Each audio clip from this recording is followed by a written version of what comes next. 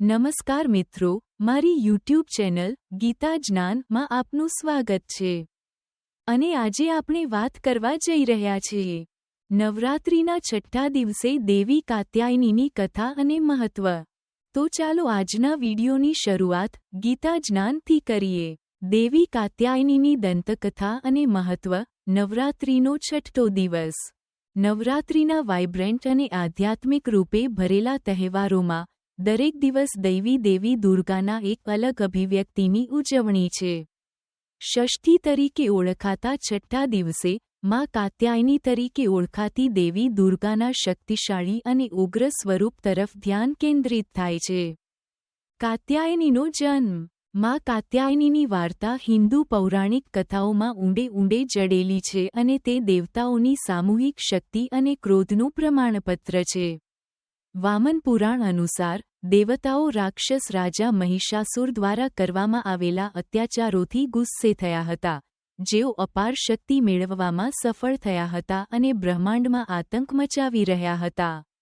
આ દુષ્ટતાનો સામનો કરવા માટે દેવતાઓએ તેમની શક્તિઓનું સંયોજન કર્યું, જે એક તેજસ્વી પ્રકાશ તરીકે પ્રગટ થયું. આ પ્રકાશ કાત્યાયન ઋષિના સંન્યાસમાં સ્ફટિકીકૃત થયો, એક શ્રદ્ધાળુ અને નિસંતાન ઋષિ જેઓ દેવી પાર્વતીને તેમની પુત્રી તરીકે જન્મ લેવાની પ્રાર્થના કરતા હતા.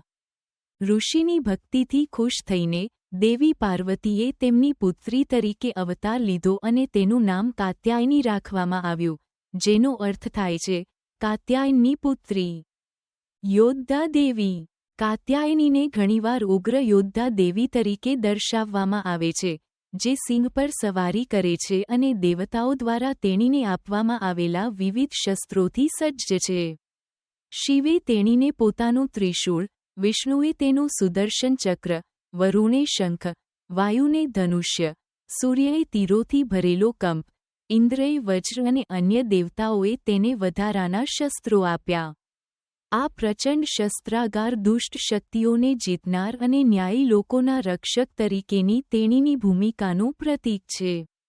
મહિષાસુર સામે યુદ્ધ. પોતાના દૈવી શસ્ત્રો અને દેવતાઓના આશીર્વાદથી કાત્યાયની મહિષાસુરને હરાવવા નીકળી પડી. દેવી ભાગવત પુરાણ અને દેવી મહાત્મ્યમાં તેણીના કારનામાનું વર્ણન કરવામાં આવ્યું છે, જે તેણીને 3 આંખો અને 18 હાથો સાથે 1000 સૂર્યની જેમ ચમકતી દેવી તરીકે વર્ણવે છે. મહિષાસુર સામેની તેણીની લડાઈ સારા અને અનિષ્ટ વચ્ચેના સંઘર્ષમાં એક વળાંક હતો, અને તેણીની જીત શૈતાની શક્તિઓ પર દૈવીની જીતને ચિહ્નિત કરે છે. સાંસ્કૃતિક અને આધ્યાત્મિક મહત્વ. નવરાત્રિના છઠ્ઠા દિવસે મા કાત્યાયનીની પૂજા એ હિન્દુ સંસ્કૃતિ અને આધ્યાત્મિકતામાં નોંધપાત્ર ઘટના છે. ભક્તો શક્તિ, હિંમત અને રક્ષણ માટે તેના આશીર્વાદ માંગે છે. અવિવાહિત છોકરીઓ ઘણીવાર ઉપવાસ કરે છે અને યોગ્ય જીવનસાથી શોધવા માટે કાત્યાયનીની પૂજા કરે છે, એવું માનીને કે તેના આશીર્વાદ તેમની ઈચ્છાઓ પૂર્ણ કરી શકે છે. વિવાહિત યુગલો પણ તેમના વૈવાહિક સંબંધોને મજબૂત કરવા અને તેમના સંબંધોમાં કોઈપણ પડકારોને દૂર કરવા માટે તેણીને પ્રાર્થના કરે છે. પૂજાવિધિ અને વિધિ. મા કાત્યાયનીની પૂજા વિધિ ઝીણવટભરી અને પ્રતીકાત્મક હાવભાવથી ભરેલી હોય છે. ભક્તો વહેલા જાગે છે, પવિત્ર સ્નાન કરે છે અને નવા વસ્ત્રો પહેરે છે. પૂજા વિસ્તારને સાફ કરીને તાજા ફૂલોથી શણગારવામાં આવે છે અને કાત્યાયનીની મૂર્તિને લાલ કપડાથી ઢંકાયેલ લાકડાના પાટિયા પર મૂકવામાં આવે છે. અર્પણમાં તાજા ફૂલો, સિંદૂર, ફળો અને ઘરે બનાવેલી મીઠાઈઓનો સમાવેશ થાય છે. આ દિવસ સાથે સંકળાયેલ રંગ ઘણીવાર લાલ અથવા નારંગી હોય છે, જે ઉત્કટ, સકારાત્મક ઊર્જા અને અનિષ્ટ પર સારાની જીતનું પ્રતીક છે. પૂજા દરમિયાન ભક્તો ચોક્કસ મંત્રોનું પઠન કરે છે, જેમ કે ઓમ દેવી કાત્યાયનાય નમઃ અને અન્ય પ્રાર્થનાઓ જે તેના દૈવી આશીર્વાદને આમંત્રિત કરે છે. મધને ઘણીવાર વિશેષ ભોગ તરીકે આપવામાં આવે છે અને ભક્તો આરતી કરીને અને દૈવી માતા પાસેથી ક્ષમા માંગીને તેનું રક્ષણ અને આશીર્વાદ માંગે છે. આધ્યાત્મિક વ્યવહાર અને વૈદિક ધાર્મિક વિધિઓ. માં કાત્યાયનીની ઉપાસના એ માત્ર એક ધાર્મિક વિધિ નથી પરંતુ એક ઊંડો આધ્યાત્મિક અભ્યાસ છે. ભક્તો તેમના શરીર અને મનને શુદ્ધ કરવા માટે ઉપવાસ અને તપસ્યાના કાર્યોમાં વ્યસ્ત રહે છે, જે પરમાત્મા સાથે ઊંડો સંબંધ શોધે છે. દિવસ પ્રાર્થના, સંગીત અને ગરબા અને દાંડિયા જેવા પરંપરાગત નૃત્યોથી ભરેલો છે, જે ભક્તિ અને આનંદ વ્યક્ત કરે છે.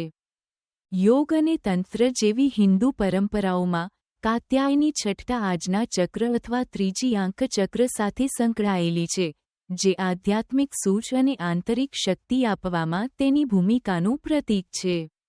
તેણીના આશીર્વાદ નકારાત્મક શક્તિઓને દૂર કરવા, આત્માને શુદ્ધ કરવા અને ભક્તોને તેમના જીવનમાં અવરોધોને દૂર કરવામાં મદદ કરવા માટે માનવામાં આવે છે.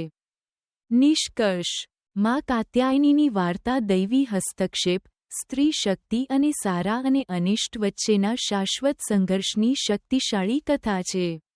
નવરાત્રિના છઠ્ઠા દિવસે, જેમ ભક્તો આ ઉગ્ર અને પરોપકારી દેવીની પૂજા કરે છે, તેઓને તેમની અંદર રહેલી શક્તિ અને હિંમતની યાદ અપાવે છે.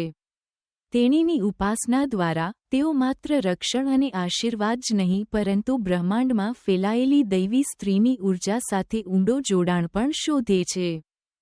જો તમને અમારા વિડિયો ગમતા હોય, તો કૃપા કરીને અમારી ચેનલને સબસ્ક્રાઇબ કરો અને બેલ આઇકોનને દબાવો જેથી કરીને તમને અમારા નવા વિડિયોની સૂચનાઓ મળી શકે અને તમારા મિત્રો સાથે આ વિડિયો લાઇક કરો.